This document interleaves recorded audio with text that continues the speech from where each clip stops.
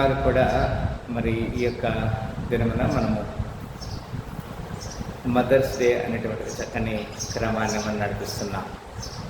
Mothers day అంటే ఇది సంవత్సరానికి ఒకసారి మరి స్త్రీల్ని మనం గౌరవించుకోవాలి, తల్లిని మనం గౌరవించుకోవాలనే మాట అక్కడ లేఖనములో వ్రాయబడి ఉంటుంది కదా. మరి స్త్రీని ఎప్పుడైతే గౌరవిస్తామో సొసైటీలో మరి మన జీవితంలో నెమ్మది, సమాధానము, శాంతి దొరుకుతుంది. మరి స్త్రీని అంటే తల్లి కదా. స్త్రీ అంటే ఎవరు?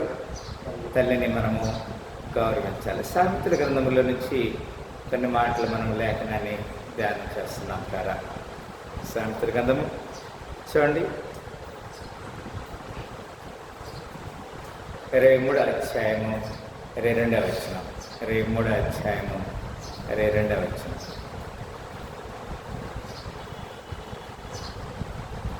ఇక్కడ వాక్యం ఏం చెప్తుందంటారా?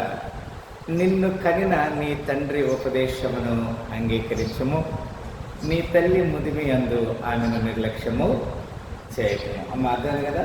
తల్లి విషయంలో ఒక బాధ్యతని దేవుడు మనకి అనుమతిస్తున్నాడు. నిన్ను కలిన నీ తండ్రి ఉపదేశమును అంగీకరించము, నీ తల్లి ముదిమి యందు ఆమెను నిర్లక్ష్యము చేయటము. ఈ ఉమెన్స్ డే సందర్భముగా